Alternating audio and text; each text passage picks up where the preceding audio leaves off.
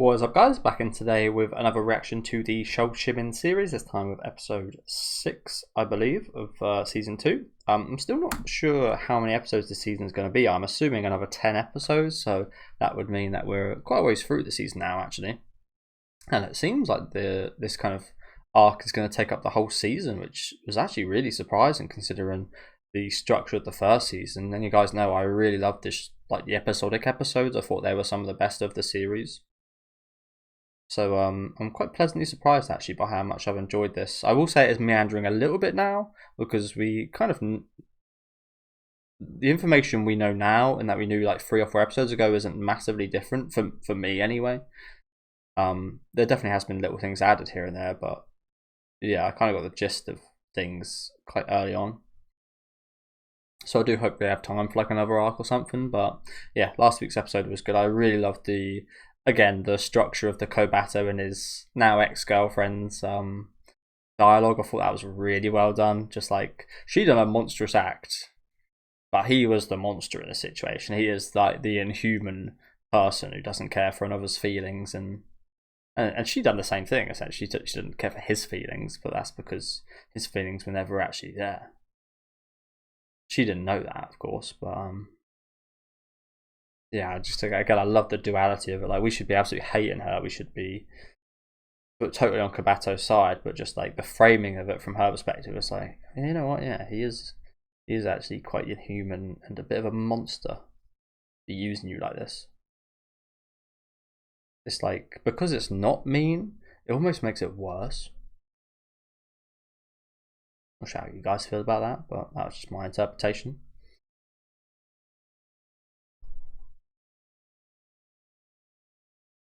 Yeah. Like, that was like what you said there was goes with what I said a minute ago.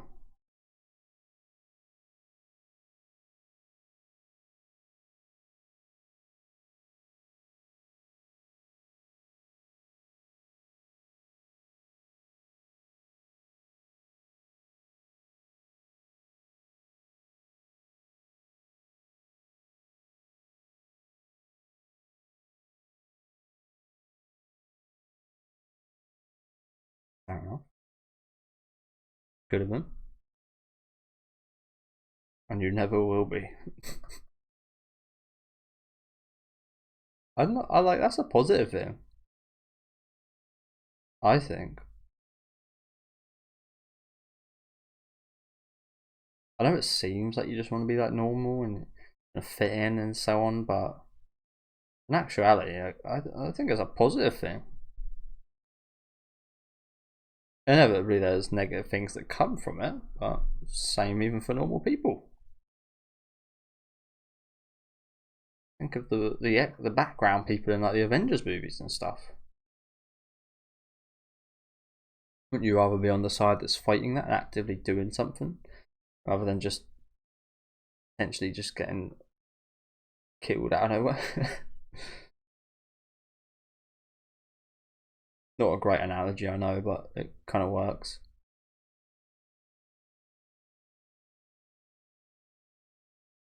That looks like it could come off so easily. Just take off some of the wooden panels. They're not that strong.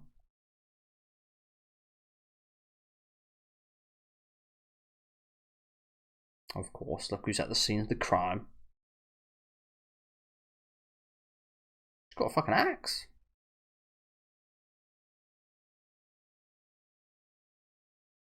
What's up? Oh, that's kind of sad. Oh, it's not an axe. That's a hammer. She's enjoying this. They both are. Good. I mean, good in a way. Terrifying in another, but good. Embrace your, yeah. Oh, this is dangerous, this is. But yeah, she just so happened to be there with a hammer, just like that. Like, yeah, okay. I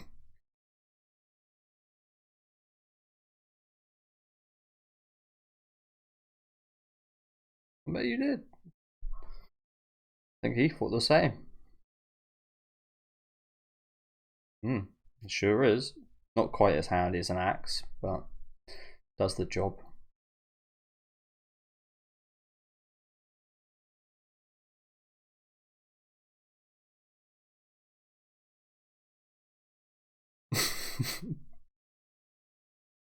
Time to run.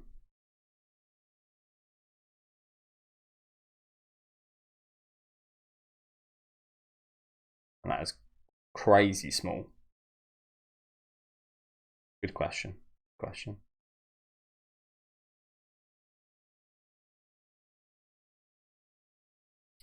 Urinal. It sure was. Did he have that suspicion as well?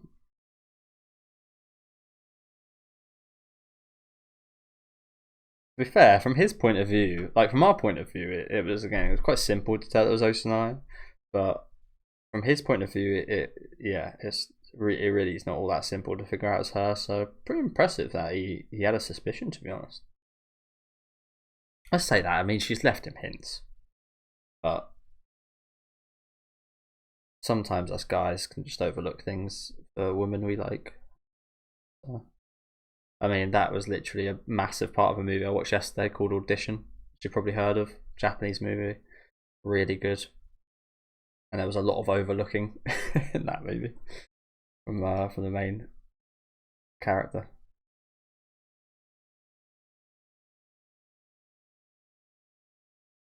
So did she actually carry them out herself then?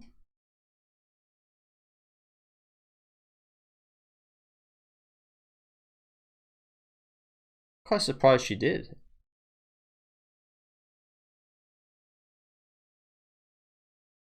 It was a long one. It was a long stroll.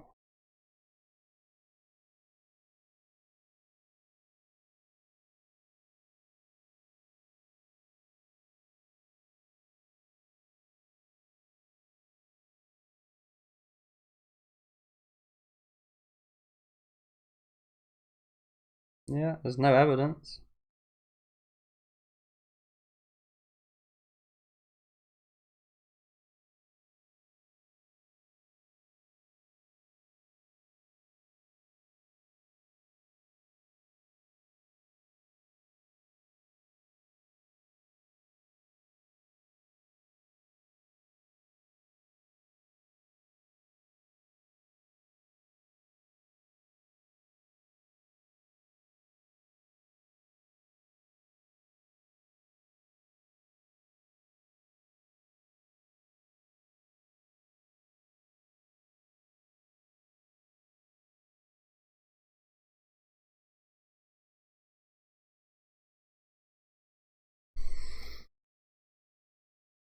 So he heard the train in the back.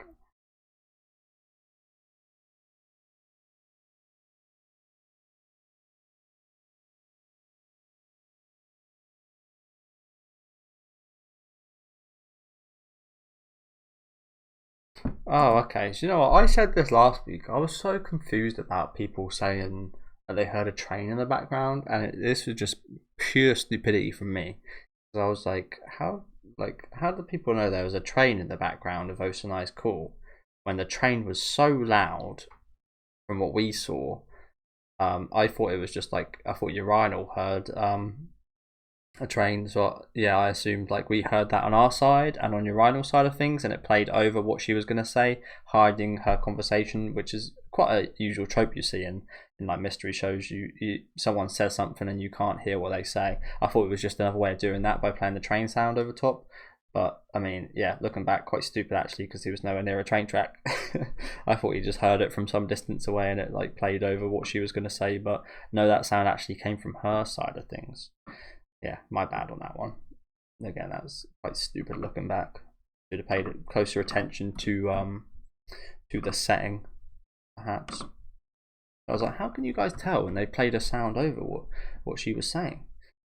It turns out that sound actually came from her side. It was like extremely loud though. Like I think you can maybe understand why I thought that, because it was so loud. It felt like it was coming from our side, from Urinal's side rather than hers.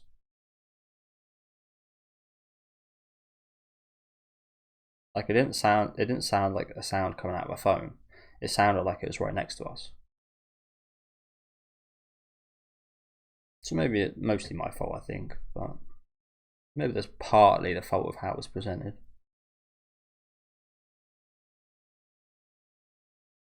Bro, she got you where you are today. Like, she's doing something nice for you with this. I know you're pretty pissed off right now, and I knew you would be.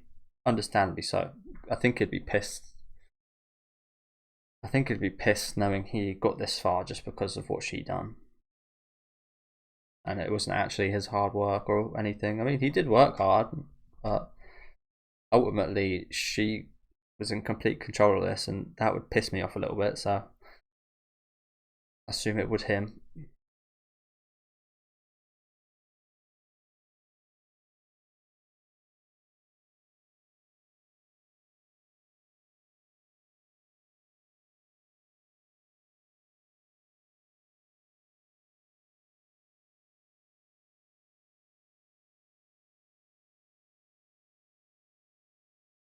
Hmm.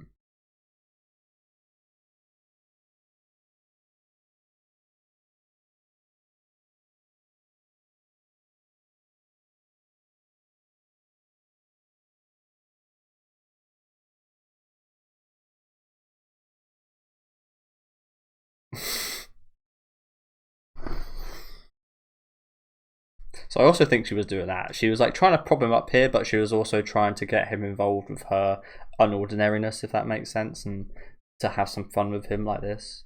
Because I imagine being ordinary and just doing normal people stuff is quite boring. Sorry, I did miss that. I was yapping. Sorry, guys. But yeah, as we see here, she's like taking pleasure in this.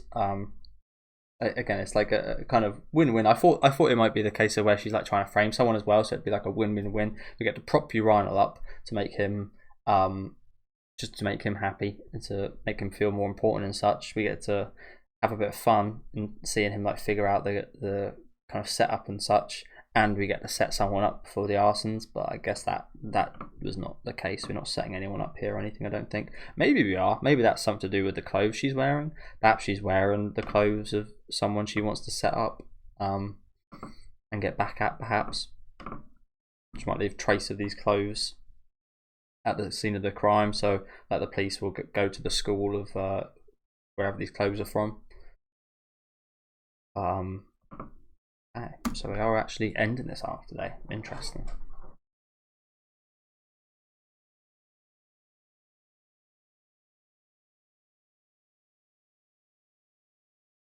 The truth is finally out.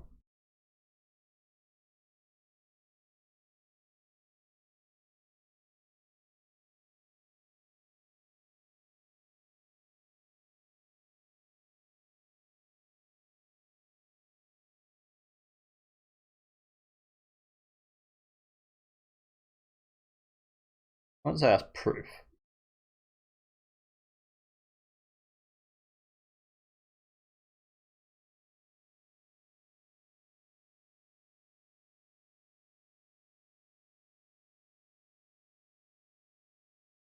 Like she didn't leave that there on purpose. I wonder, has he figured that out yet? It doesn't feel like he has.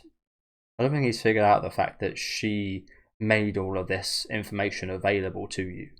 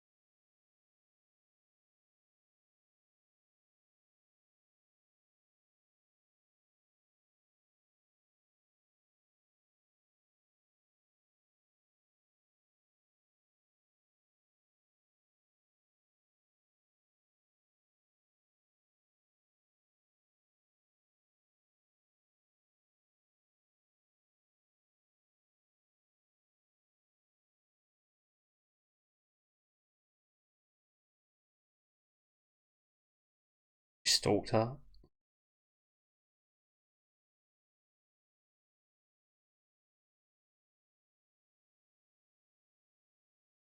It's a crime itself.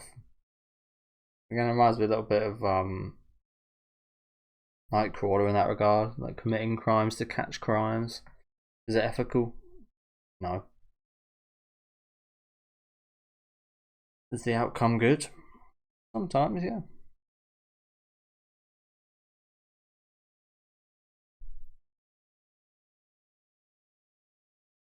Not so much in that movie, but yeah.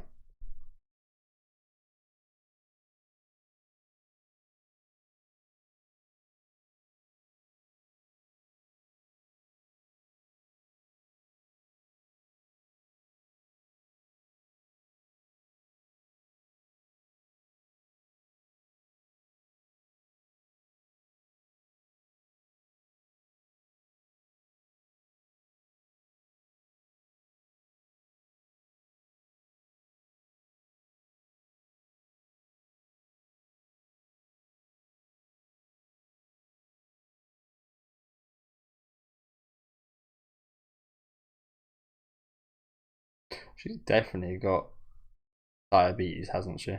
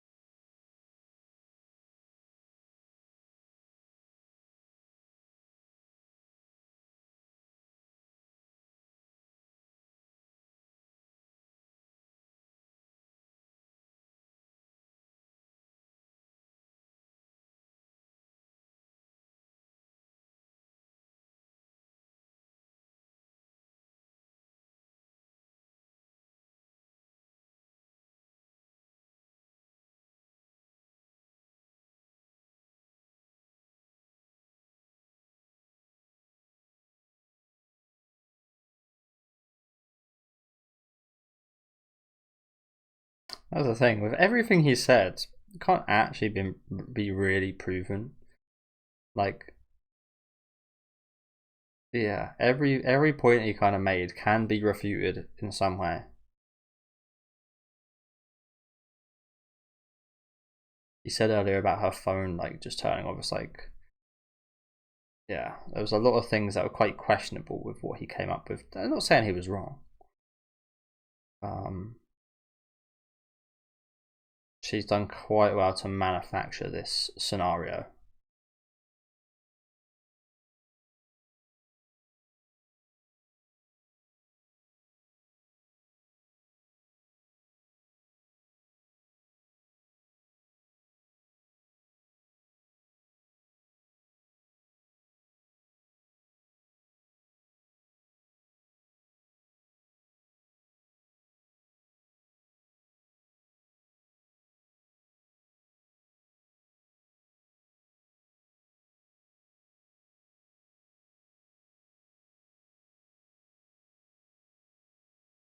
So I think what she said earlier about her calming down, again, I could be wrong about this, but I think she needed to calm down. Obviously not because she was sweating about this situation. I think she was trying to calm down because Uranus was pissing her off a little bit in terms of his dismissiveness, as you just mentioned there. We saw a few episodes back where he tried kissing her and he got a bit too big for his boots and such, and she just like put the paper, and you could tell she didn't appreciate it quite as much, and she was quite playful then. But I think, like I said, she needed to calm down with those sweets a second ago, not because she's flustered, but because she's angry. Because she's maybe a little bit disappointed. Like she was really excited for a lot of his explanation, and then at some certain point towards the end here, it has just like totally petered out, and she seems really disappointed now, doesn't she?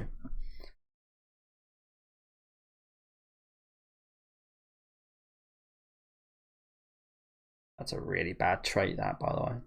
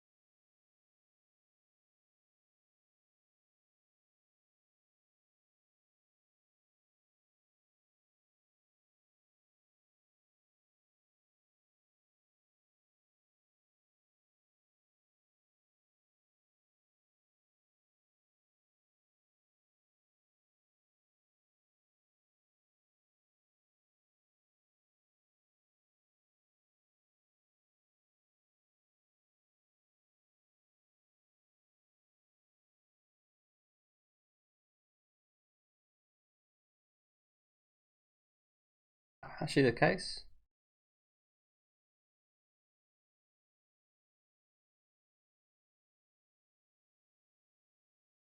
I don't know. I'm not sure I believe her, to be honest. I mean, I do kind of believe her, but I still feel like she set this up. She was going after the arsonist, but in a different way than what you are. Perhaps. Huh.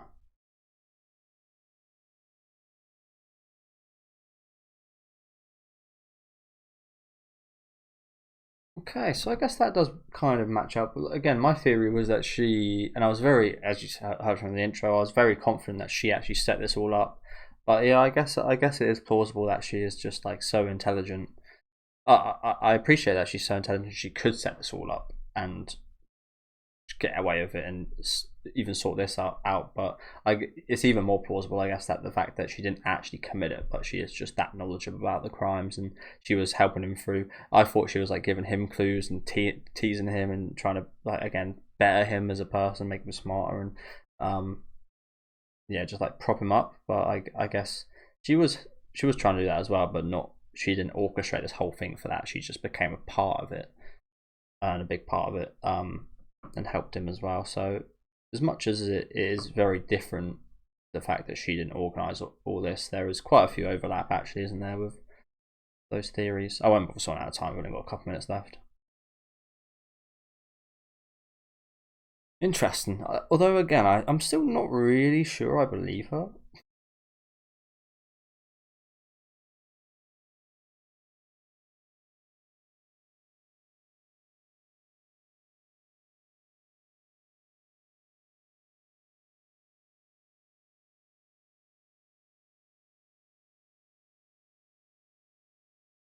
Guys,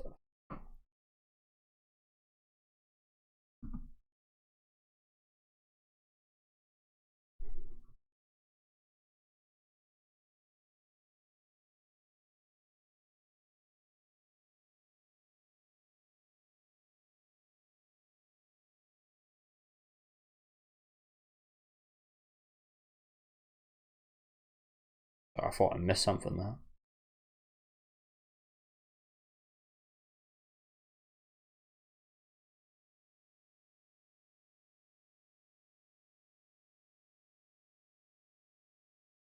I think his pride has been hurt a lot.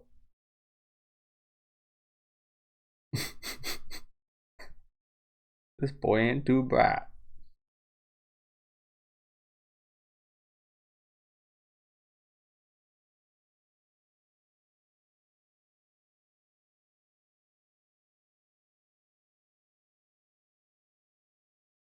Damn. Bro feels about this big right now, I guarantee it. Bro's just getting destroyed right here.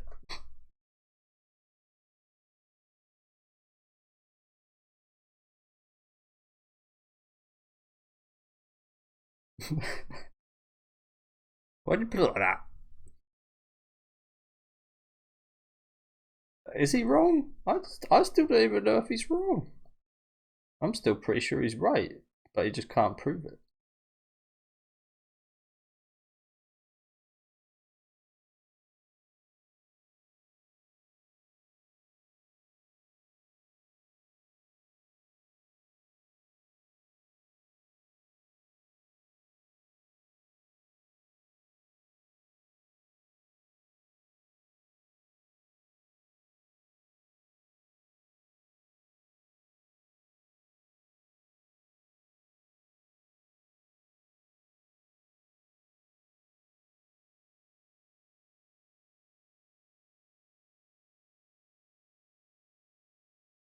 I'm not sure how you can ever come back from this.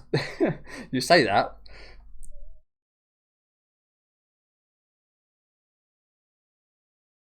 Jesus. That was just a verbal assault right there. That was like an Eminem rap, but in Japanese and said a bit more politely. That was like Eminem or like some rapper dissing you. Like, holy crap! How do you come back from that? How do you come back from being called all this and being embarrassed like this? Like, holy shit! Like I said, it might not be the theory I had, but it still very much is in line with the fact that she is kind of toying with him in a sense, isn't she? Like, she's literally belittling him massively right now. You're just an ordinary guy.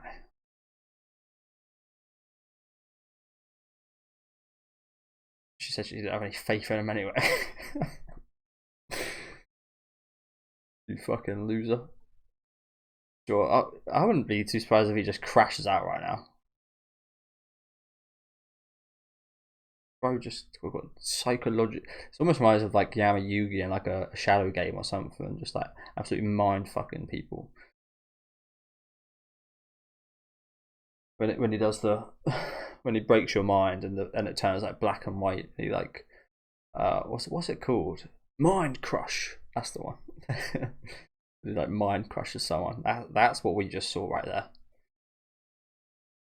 And mind crush. Holy shit. That was a throwback. That was like early season one of Yu-Gi-Oh. Not quite season 0, but season 1. Early on. Okay, good episode. Again, not exactly what I expected, so maybe that intro I said was maybe a bit disrespectful actually, but again, a lot of things did very much line up, of course, given the information we know. But like I said, I'm still not really sure because we haven't had we still don't know who the culprit is. I still think it's her.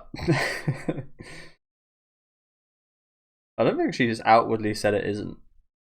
She's talking like it's somebody else. But yeah, yes.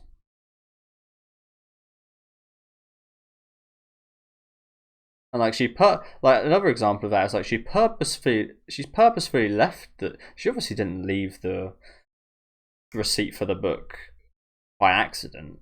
I think that was very much on purpose. And why would she do that if she just planned on proving him wrong with that? Again, was this all just like a massive takedown of his character? Is this all just to abuse him? Essentially just make fun of him being a normal guy? I think she wanted him. I think she was disappointed because she wanted him to be more concise with his arguments. I think she was really happy hearing for most of his explanation. Again, I probably am wrong about this considering what we know today, but I can't help but feel like if he had some more incriminating actual evidence and things that she couldn't disprove easily, like she has, like she just came up with a couple of just random lies off the top of her head, just easy as that, dismissing his claims. It was that easy to kind of avoid his claims and explain herself. It was that easy. She could just make something up that she didn't even have to plan. I feel like if he did have something, like, I mean, if she did do it, obviously there might be something, but if she didn't do it, this wouldn't ever be the case. But I feel like he probably is missing. Maybe she got disappointed in that conversation because he didn't catch on to some things that would actually incriminate her. So, I mean, she's belittling him for not figuring out who it is. But I kind of think he's right, but just like not in the right the right way. It's kind of like when you solve a maths problem and you get all the workings out wrong, but you arrive at the right answer anyway. And you don't get the mark for that. I kind of feel like that might be what happened here. Again, probably wrong about that, but who knows? Really good episode though. I do wonder if we ever will see the culprit in this case. If it is somebody else, I would really like to. But yeah, this was almost a really brutal episode for Rhino. Unfortunately, he just got absolutely taken down by the chief mistress devil. I forget her name again now, but yeah, just absolutely taken down by her, and yeah, just played like an absolute fiddle. Again, I say played.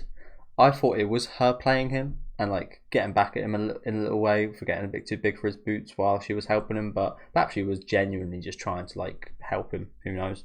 But yeah, let me know what you guys thought in the comment section. Let me know what you got, some of your guys' theories and how you interpreted this episode. I think there's a way in which I interpret this episode literally, which is the route of she didn't do this and everything she said is true. But I don't believe that. Like my head says that, but my heart is saying that. Yeah, that this is not everything just yet. But yeah, again, let me know what you guys thought in the comments. Make sure to leave a like on the video if you guys do like, and subscribe to the channel if you do want to keep up to date.